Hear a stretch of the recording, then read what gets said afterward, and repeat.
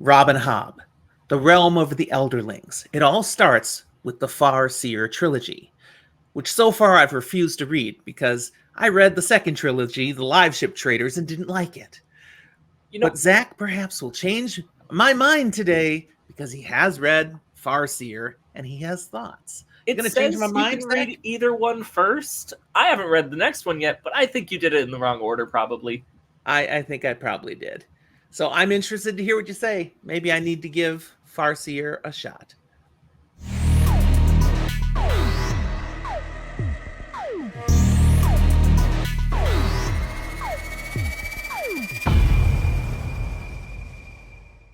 Welcome to Fantasy for the Ages, the show where a father and son talk about fantasy, science fiction, and other nerdy things we enjoy. I'm Jim, the father, and that's Zach, the son. hey, and we're here with a book blast episode today on a trilogy, the Farseer Trilogy by Robin Hobb. I haven't read it, but Zach recently did. So he's going to share his spoiler-light reactions with us. He's not going to give away all the plot points, but he's going to give us an idea of the feel of the story, what we might like about it, and, his general ideas. Now, that's assuming he liked it. He might have hated it. We're going to find out. We haven't talked about it yet. Zach, take it away. A couple of quick disclaimers. One, this is about the Farseer Trilogy. Yes, that takes place in the larger realm of the Elderlings whole thing, which is a collection of multiple series to make one big series. We're just talking the Farseer Trilogy here. That's all I've read so far. Yes. Second disclaimer, I still have a chapter left, so I haven't actually finished it So yet. he totally cannot ruin the ending for us. I was That all set to be ready for it, and then my dog peed inside. Wow, I'm trying to figure out if that's too much information or not. I've got most of it, enough to talk about this series. I just got to jump in again. Audiobook, Zach. If you were listening on audio, you could clean up pee at the same time.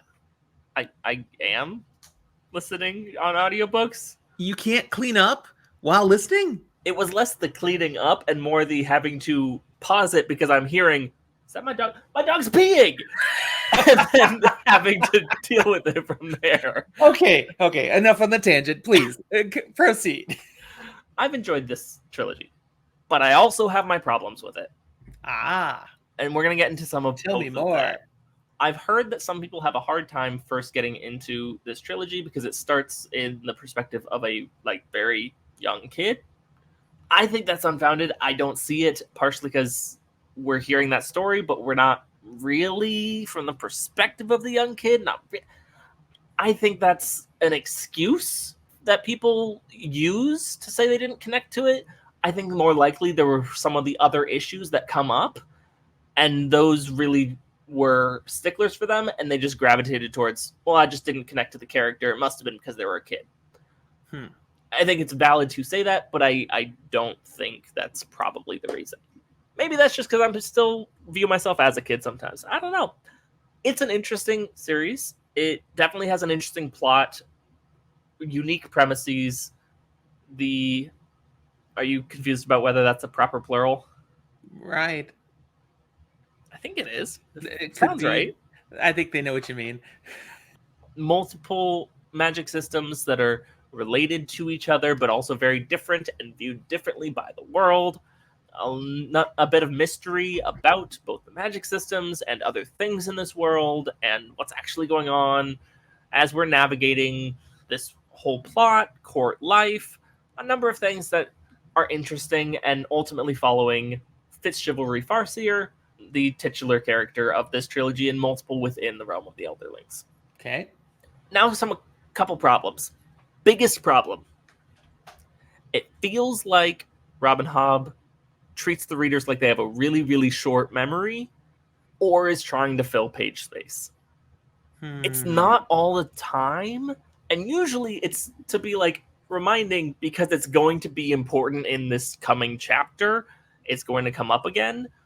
But the amount of times that one scene or one interaction or the previous book gets explained again in another chapter without too much new information or anything, it's just reiterating it again.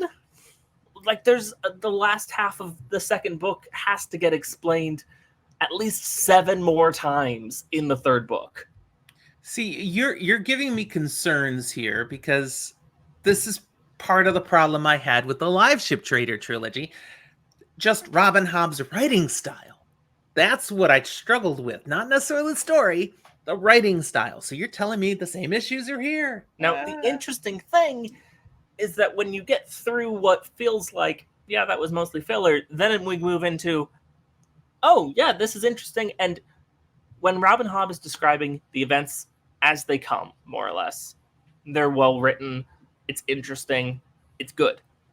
But there's almost a sense of like, a number of this feels like it is written by someone much later looking back on it. And that's not a hidden premise. It is there from the beginning. Okay. There's talk about like, when I think back to my memory of this, so it's a known thing.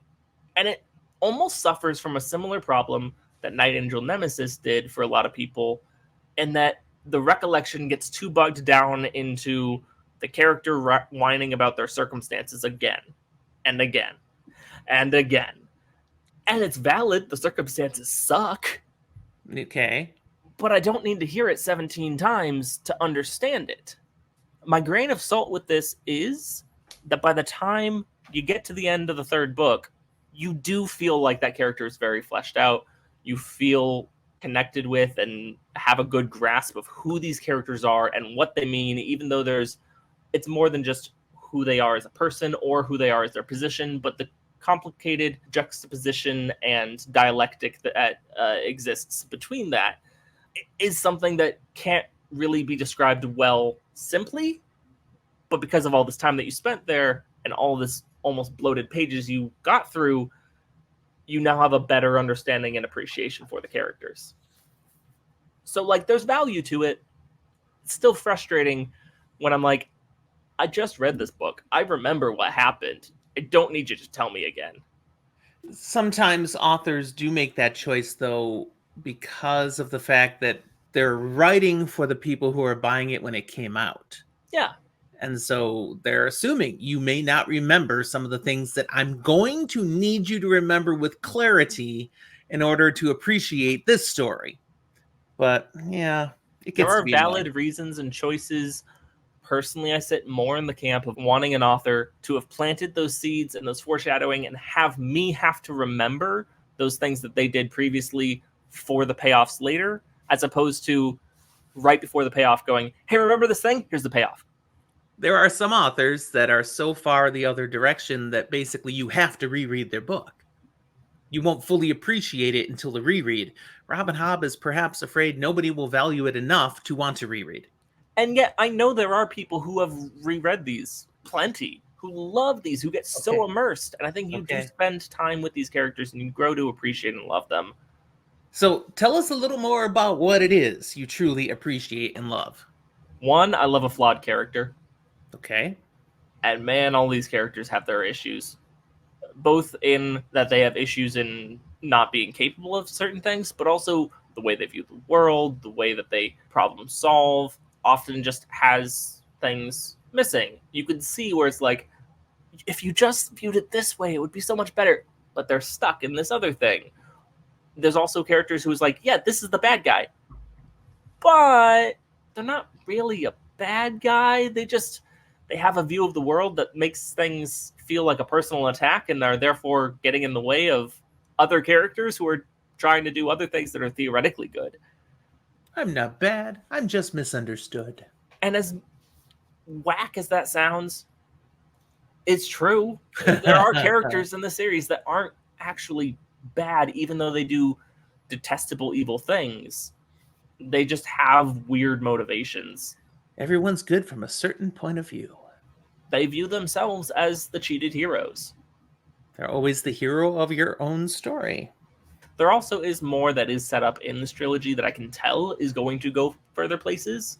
And so that is interesting and exciting to see, hey, yes, this is connected, but it's not just a story that then is also another story gets told in the same world, but rather this trilogy, which is a self-contained story, does have seeds planted that will grow to more. Will I like it? I think if you spend the time actually going into it and getting through it, you will enjoy it. That's a weighted statement. I If. encourage you, when eventually you try this, to do it as an audiobook Okay. rather than something you sit down and physically read, because I think it'll be easier, this sounds awful, to tune out a little bit in some of the writing style choices that don't agree with you. All right. Not entirely, but it doesn't require your full focus in the same way sometimes. And I think you would get bothered by some of the writing style choices. I understand where you come from. I think there's enough value in the series, though, that it is worth your read. Okay. I'd guesstimate this should sit somewhere around 500 in your TBR. Yeah. Currently, it's not on my TBR at all. I think it should. I've not put any of the Realm of the Elderling on because I got so many other things to read, and I tried one trilogy and didn't care for it. But you think it should get in there somewhere? I think the Farseer Trilogy should be in your TBR, Okay. but pretty high up. It's not something you're getting to this year. So you mean pretty far down. High up for me is high. Pretty far down, then. Be read. Okay. A large number.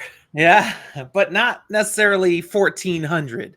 You're saying somewhere in the middle. Is your TBR 1,400 books long? At the moment, it maxes out at only 1,390.